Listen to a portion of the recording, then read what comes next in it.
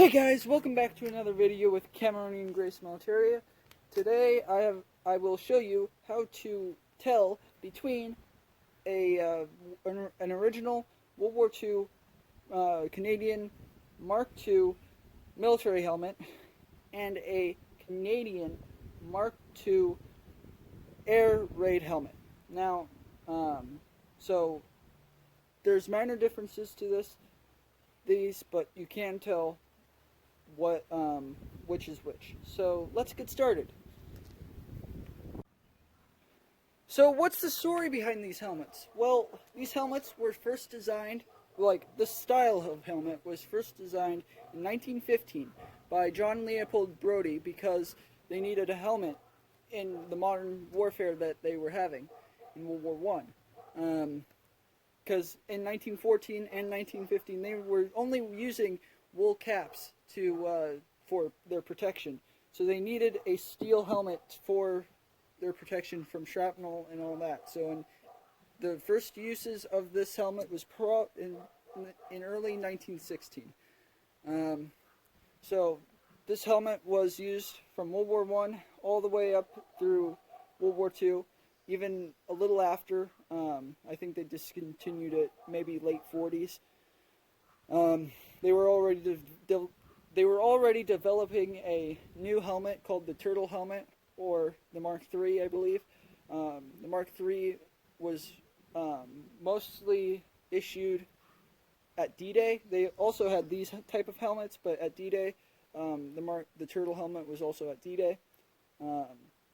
But by the Korean War in 1950, they mainly went to the Turtle helmet. So yeah. But there are differences between the World War I helmet and the World War II helmet, obviously. Even though they did reuse old World War I Mark I helmets, they still made more World War II helmets, obviously. So I will do a video later on about that, how to tell between a World War I and a World War II helmet. It's pretty evident, and it's easy to tell, but I'll still make a video on that. So these helmets were used from 1939 to 1945 in World War II. They were used by the military, they were used by air wardens, they were used by medics, they were used by firemen, they were used by pretty much police, they were used by pretty much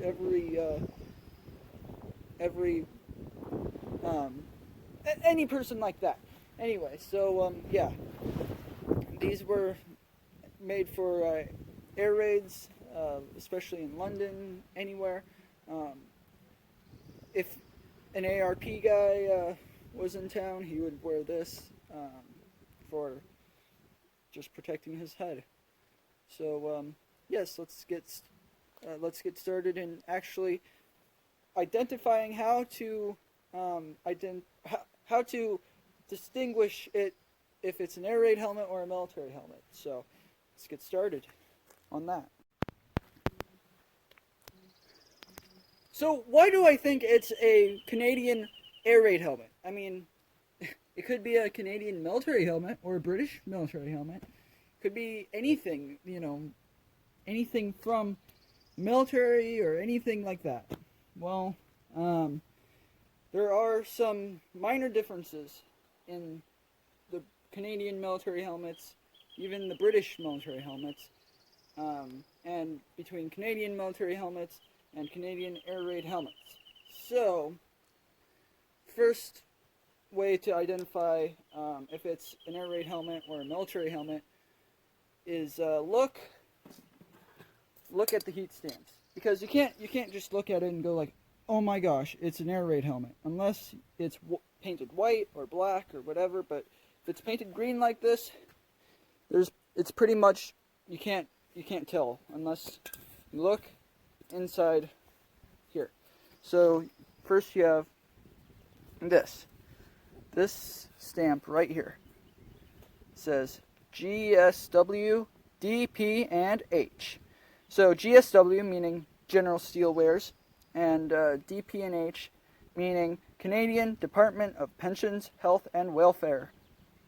Now, I believe GSW, DP, and H only made helmets for air raid purposes only. No, they did not make any for the military. It's all air raid helmets. So they did not. They made the helmets out of a milder steel for air raid purposes only. So if you have that stamp in there, GSW, DP, and H, then it's probably actually most likely 99.9% a air raid helmet. By looking at that, see what the maker is, manufacturer, and go from there. So GSW, DP, and H is what you're looking for if you have an air raid helmet. Another way to tell if you have an air raid helmet is there's no date. No date here. No date. No. If it had 1942 or 1939 or 1940, then you're talking military. That's a military helmet most likely, because the military put dates in their helmets. For this company, actually, all the companies, if there were multiple companies that made air raid helmets, they did not put dates. They didn't bother to put the dates in air raid helmets. So you cannot effectively get an exact year this was made. You just have to. I will tell you how to pinpoint what a series of years later in this video, but not the exact year, because you can't, for air raid helmets, unless it's painted inside 1942 or something, you can't know what year it was made. Now, if it was military, as I said, you'd have a date, somewhere on the brim here. Actually, most likely near the heat stamp, the manufacturer's mark. But that's for military helmets. Now, let's see. Now, another thing is this. There's no rivet here. If there was a rivet there, a round rivet in the middle of this bale holding here, it would be military. They had no rivets. They didn't bother to put the rivets in to strengthen it. They just welded it in and called it good. For military ones, they welded this in and put a rivet in the middle. If yours has a rivet, then that is most likely military. If yours has no rivet, then it's most likely not military. It's air warden or air raid helmet. It could be air warden. You never know. Anyway, if your helmet has has GSW, DP, and H, has a date, and has a rivet here, it's probably a fake, because GSW didn't, I don't think, really made helmets for the military. Now, there could be this rare instance that they did, but I don't think so. So, I don't even know why someone would fake a helmet like this, but never know. Anyway, so we have the heat stamp, GSW, DP, and H, General Steelwares, and Canadian Department of Pensions, Health, and Welfare here. They only made air raid helmets. And another thing is, you don't have the date. And another thing is, you don't have the rivet here. So if all that checks up, or, lines up, you have an air raid helmet. Canadian air raid helmet. If yours has the exact opposite of mine, you have a different manufacturer here, heat stamp. You have you do have a date somewhere on the brim, in the 40s. Then yes, that's probably marked World War II. And then if you have a rivet right here, that is Army World War II, or military World War II, I'm sorry. So, yeah. And then cloth chin strap, of course. So, that is how you tell if it's air raid or not. Now, how do I date this? Or how do you date this? Because I've already dated mine, but, you know, it's hard to tell what exactly the exact date of an air raid helmet's production, because they didn't date it. They didn't bother to date it, unless your liner is dated, which I doubt it. If you have a liner, which I doubt would have a date, but it may have a date. Anyway, so if you have no dates on here, no nothing, you could date it to a number of years. So in 1942, they mixed in something in their steel to make it magnetic. So take a magnet from your fridge, just take it off your fridge, and put a magnet on it, like that. You can see here, this one is post 1942 or post 1942, because it's magnetic. If your magnet doesn't stick to this helmet or to your helmet, it is before 1942, pre-1942, and if it does stick, like mine, it is post 1942. So that could be 1942, 43, 44, whatever. I think they even use these post-war, so whoops, I'll get that later. Anyway, so yeah, that is pretty much the only way, in my mind, I think, you can date a World War II Canadian air raid helmet Mark II without a date. So yeah. Now I'm going to tell you some things about this particular helmet. So this helmet, as I said, has all the characteristics of an air warden helmet or air raid helmet. May have been used by an air warden, but I don't know. I read somewhere that the green paint was used by medics, like ambulance services and stuff like that. In the medical field, I'm not sure though. I'm not 100% sure. And it could have been used by other workers also, not in the medical field. But I mean, if it was an air warden's helmet, it would have been white or black. If it was white, it'd probably be a senior air warden helmet. If it was black, it'd probably be just an air warden.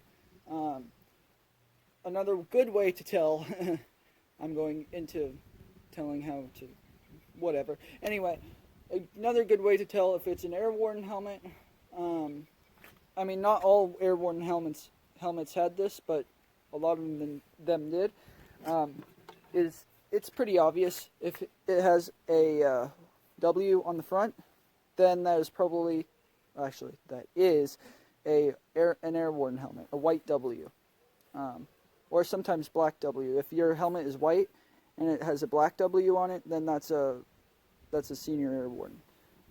If it's black with a white W, then that's just an air warden. There's also other ranks, like lines down the top of the helmet, down here.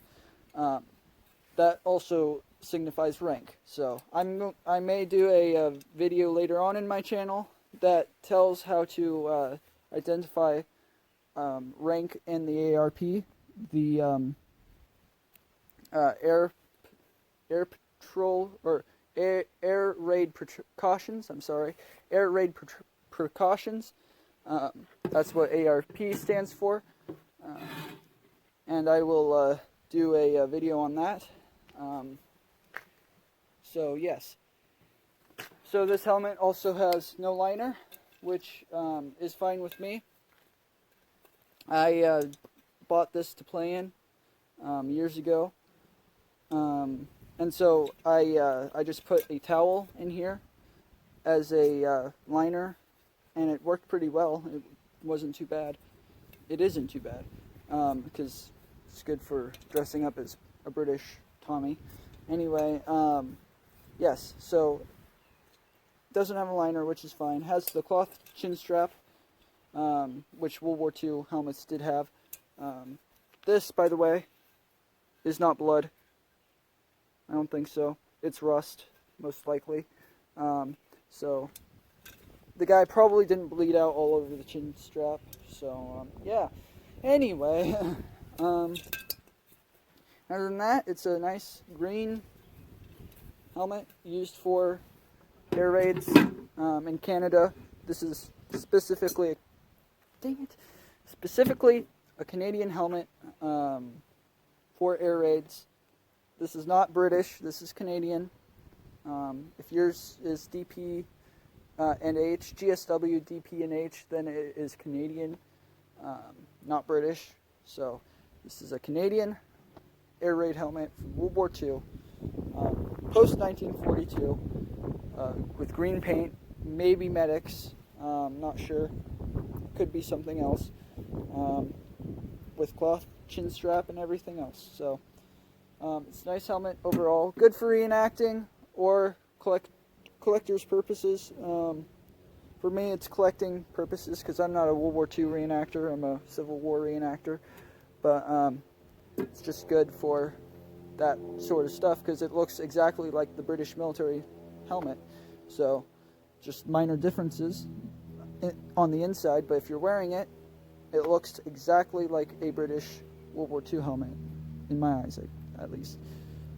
So if you're wearing it in a World War II reenactment, I don't think it matters that much. So, and it's not that much, I don't think, cost-wise. So, because I got this for $30 on eBay. So, if it had the liner and everything, probably more $60. If it was in better shape, probably more $100. So 60 to 100. They do vary. If it had the Warden on it, it'd probably be more to the $100 range. So yeah, that's it. So if you learned anything about your helmet, or if you're interested in this kind of stuff, I have more videos to come about my uniforms, my military in general. I collect anything military, helmets, uniforms, Civil War era, World War I era, World War II era, and so I collect a lot of that stuff. So yeah, if you liked it, please like and subscribe. If it helped you out on your helmet, if this video helped you out on your helmet, again, like and subscribe, and see you next time.